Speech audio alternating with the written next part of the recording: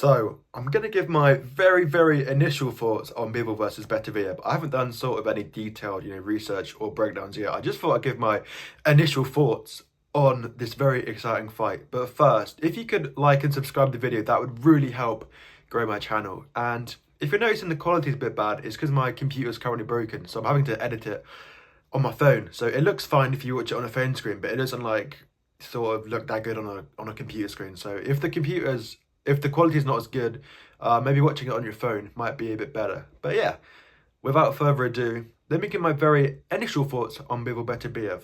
This is one of the hardest fights I've had to predict in a while.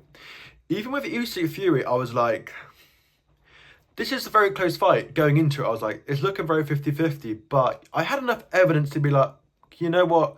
I think Usyk can do this. We've seen what he did to Joshua. We've seen what he did against Bellew. I'm like, I think Usyk will have enough. But this one, I really can't choose. So for me, I think one of the most important things in predicting a fight is activity. We've learned from Danny Dubois, AJ, that being active and taking hard fights is a great way to have momentum going into a big fight. Daniel Dubois, he fought Miller, he fought Hrgovic, and before that he fought Usyk. Didn't take any time out of the ring.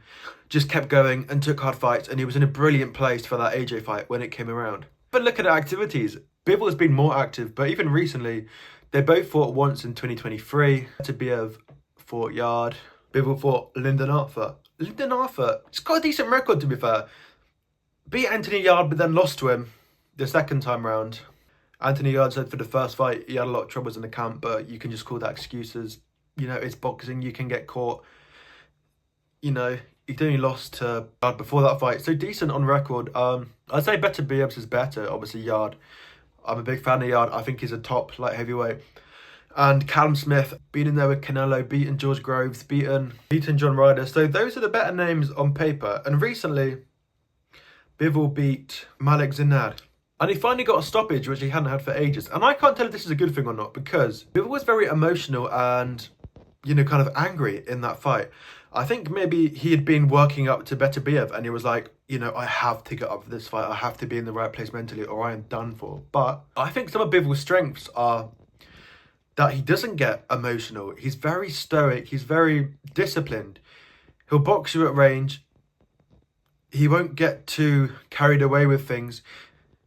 He won't go crazy early on and try and knock you out. He's very disciplined. And I think that's one of his strengths. So I can't tell if it's a good thing or not that he did get the knockout on Zinad. Because as I said, it could be showing that he's really up for this fight. He's been working on his power. Or it could show that he's getting emotional and is going for the knockout against Beterbiev, the correct technique. It could be like, why would you change your style now? This rangy, long distance, disciplined style's been working for Bivol. If he tries to go for the knockout, if that's what he was planning, to go for the knockout against Beterbiev, is that the right decision? I don't know. I mean, obviously, it could just be that Bivol was like, oh, this and that guy, he's not very good. He's not got any power. I can get him out of there. Or it can be that Bivol was like, okay, if I'm going to beat Beterbiev, I've got to knock him out. So I'm going to practice, knocking people out. Look, it's all speculation, right? But I just think it's interesting to at least have a look at it, if it's a good or a bad thing or not. The resume, right, is pretty similar.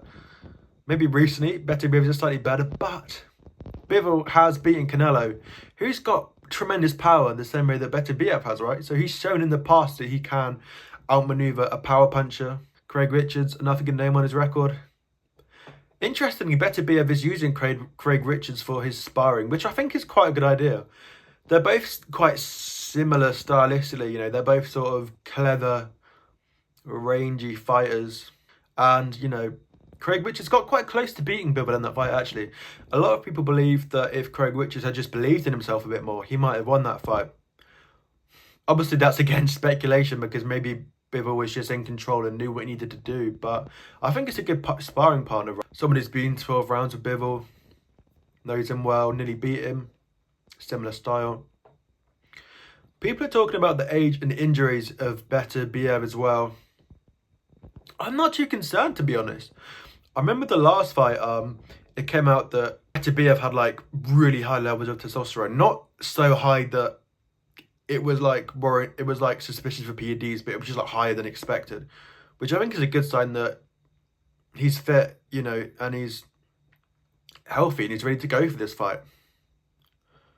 So I've not been that concerned about the injuries or the age thing.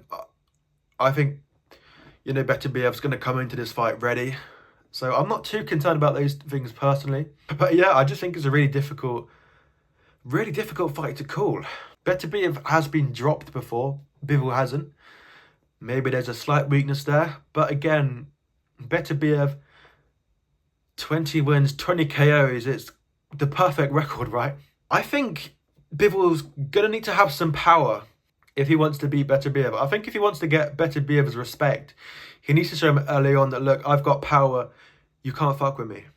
I think that will be important for Bivol. But, you know, you think 12 rounds, once Beterbiev's got you, you know, he stays on you. That's why they call him the Lava. That's his nickname. Can Bivol really keep Beterbiev off him for 12 rounds? Obviously, he could with Canelo, but Beterbiev's just a stronger, bigger version of Canelo. You know, will this be too much? So I just thought I'd give my very initial early thoughts without having doing too much research. I think I'm going to favour Bivol just because he has beaten a power puncher like Canelo before. You know, he's so disciplined. He knows how to box. He's going to have a real fire in his belly. They both have the Russian amateur history. Beterbiev was sort of like the top dog. Bivol would have been coming up. I think I'm going to favour Bivol, but it's just so hard to call, right? So yeah, let me know your thoughts in the comments down below. Like and subscribe if you enjoyed the video. Thanks for watching. Goodbye.